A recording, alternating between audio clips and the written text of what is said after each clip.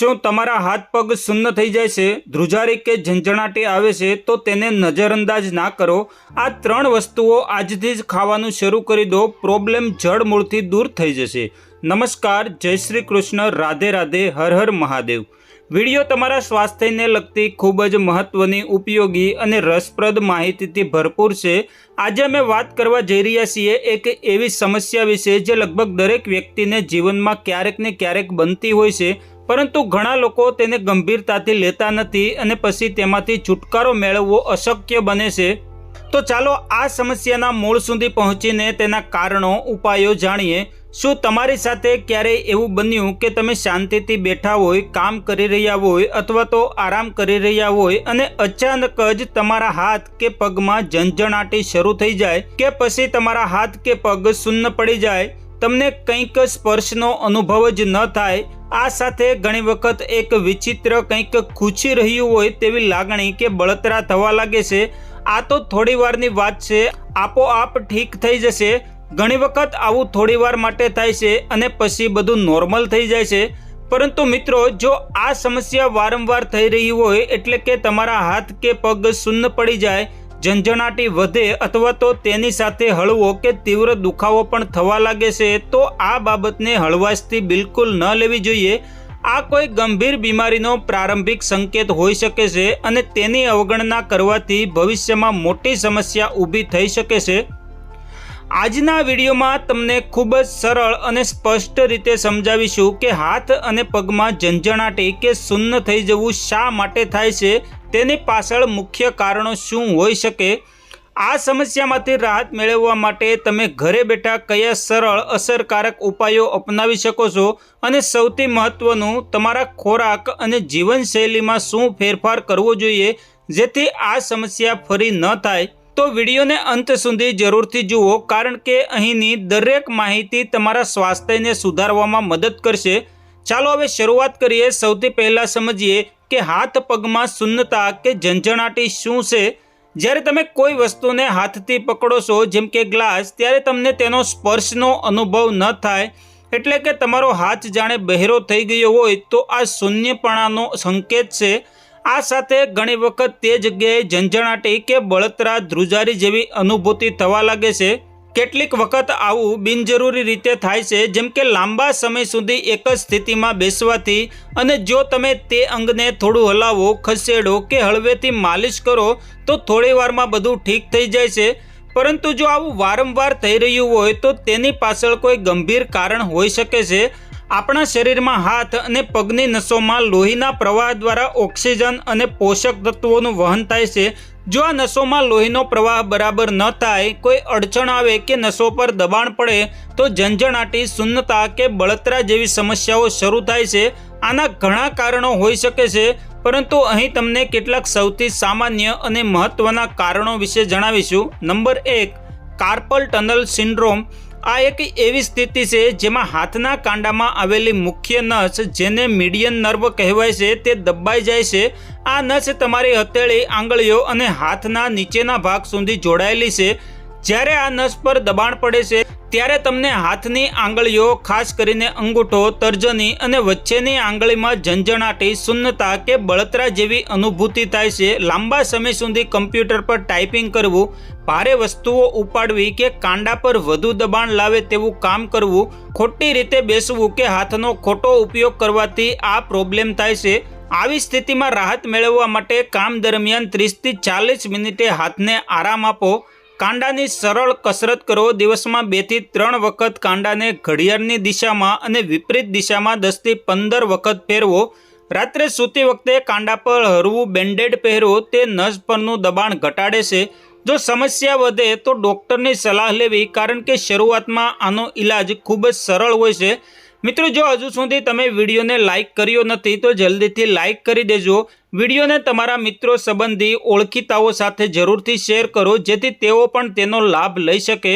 Number 2, પોષક તત્વોની ઉણપ। આપણા શરીરને સ્વસ્થ રહેવા માટે vitamin B12, potassium, calcium, iron અને મેગ્નેશિયમ જેવા પોષક તત્વોની જરૂર હોય છે।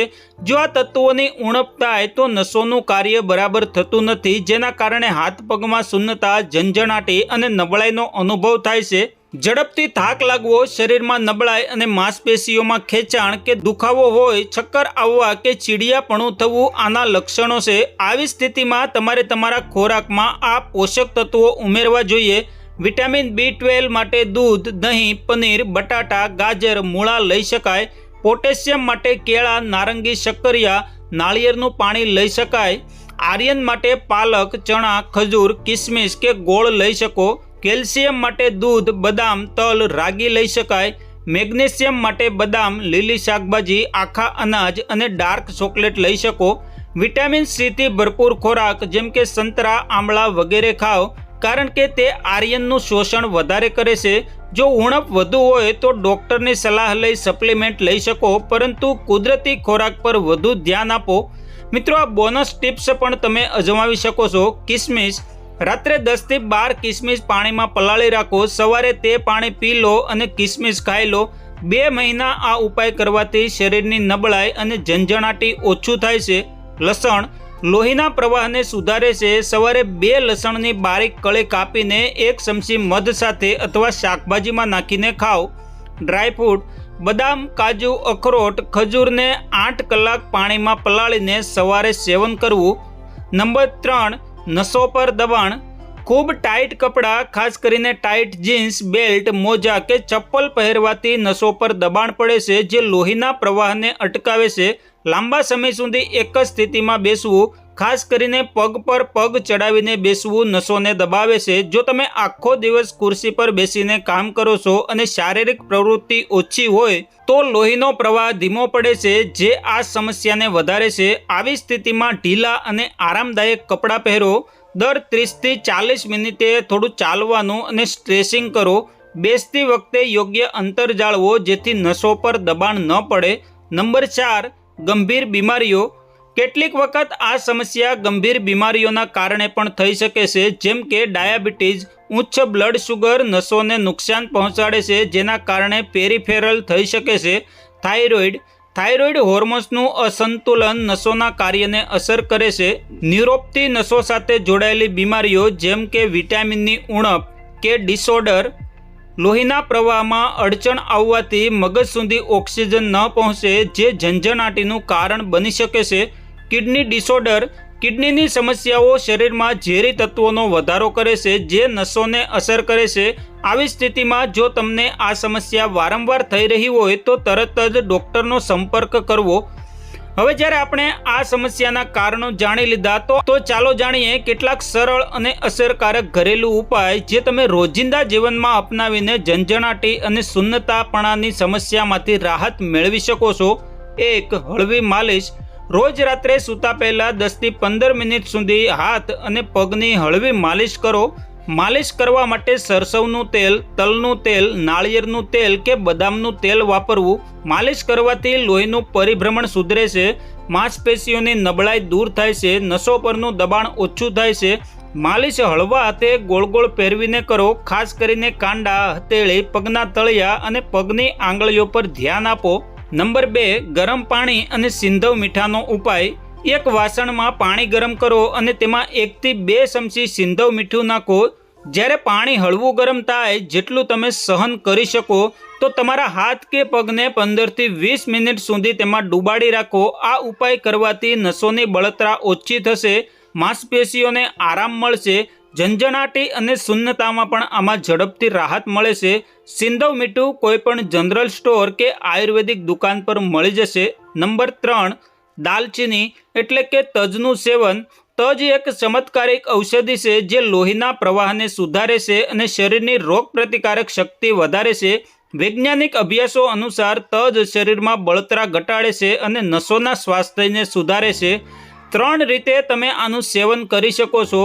1. અડધી ચમચી તજના પાવડરને 1 ગ્લાસ હળવા ગરમ પાણીમાં મિક્સ કરીને સવારે ખાલી પેટે પી લો, અથવા અડધી ચમચી તજના પાવડરમાં 1 ચમચી શુદ્ધ મધ ભેળવીને ચાટી લો અને પછી 1 ગ્લાસ હળવું ગરમ પાણી પી લો. અથવા તજની ચા બનાવો. 1 કપ પાણીમાં ચપટી તજ પાવડર નાખીને ઉકાળો, થોડું મધ ઉમેરો અને પી લો. આ ઉપાય કરવાથી લોહીનો પ્રવાહ સુધરે છે, ઝંઝણાટી, શૂન્યપણું અને સાંધાના દુખાવામાં રાહત મળે છે, શરીરની રોગ પ્રતિરોધક શક્તિ વધે છે. આ ઉપાય કરતાં તમારે થોડી સાવધાની રાખવી પડશે. વધુ પડતું તજ પાવડર ન લેવું, કારણ કે તે લીવરને નુકસાન પહોંચાડી શકે છે. દિવસમાં 1/2 થી 1 ચમચી પૂરતી છે. નંબર 4, સૂંઠ અને હળદરવાળું દૂધ. સૂંઠ અને હળદરવાળું દૂધ. સૂંઠ એટલે કે સૂકું આદું અને હળદર બંને શક્તિશાળી ઔષધિઓ છે જે નસોને મજબૂત કરે છે અને બળતરા ઘટાડે છે. 1 ગ્લાસ દૂધને ધીમી આંચ પર ગરમ કરો. તેમાં ચપટી સૂંઠ પાવડર અને ચપટી હળદર પાવડર ઉમેરીને જ્યારે દૂધ હળવું ગરમ રહે ત્યારે રાત્રે સૂતા પહેલા પી લો. આ ઉપાય કરવાથી નસોની નબળાઈ દૂર થાય છે, લોહીનો પ્રવાહ સુધરે છે, સાંધા અને માંસપેશીઓના દુખાવામાં રાહત મળે છે. મિત્રો, હળદર ઘરે પીસીને વાપરો, કારણ કે બજારના પાવડરમાં ભેળસેળ હોઈ શકે છે. નંબર 5, ગરમ શેક. જો ઝંઝણાટી કે સુન્નપણું ચોક્કસ જગ્યાએ થઈ રહ્યું હોય તો ગરમ પાણીની બોટલ કે ગરમ કપડાથી 10 થી 15 મિનિટ સુધી શેક કરો. આનાથી લોહીનો પ્રવાહ વધે છે, માંસપેશીઓને આરામ મળે છે, નસોની બળતરા ઓછી થાય છે. વધુ ગરમ શેક ન કરો, નહીં તો ચામડી બળી શકે છે. નંબર 6, રોજની આદતો સુધારો. દરરોજ 20 થી 30 મિનિટ હળવું ચાલવું કે યોગ કરો. ખાસ કરીને સૂર્ય નમસ્કાર, ભુજંગાસન, તાડાસન જેવા યોગાસન ફાયદો કરે છે. દરરોજ સવારે 5 થી 10 મિનિટ હાથ પગની કસરત કરો. બેસતી વખતે યોગ્ય પોષણ જાળવો. ખુરશી પર બેસતી વખતે પીઠ સીધી રાખો અને પગ પર પગ ચડાવીને ન બેસો. દિવસમાં 8 થી 10 ગ્લાસ પાણી પીવો, જેથી શરીરમાંથી ઝેરી તત્વો બહાર નીકળે. મિત્રો, આજના વિડીયોમાં અમે તમને હાથ પગના સુન્નપણા અને ઝંઝણાટીના કારણો, તેની પાછળની સમસ્યાના ઘરેલું ઉપાય અને જીવનશૈલીમાં ફેરફાર વિશે વિગતે જણાવ્યું. આ ટિપ્સ અપનાવીને તમે ન માત્ર આ સમસ્યામાંથી રાહત મેળવી શકો, પરંતુ તમારા શરીરને વધુ સ્વસ્થ અને ઉર્જાવાન પણ બનાવી શકો છો. જો મિત્રો વિડીયો ગમ્યો હોય તો વિડીયોને લાઇક, શેર જરૂરથી કરશો અને ફોલો કરવાનું ભૂલશો નહીં.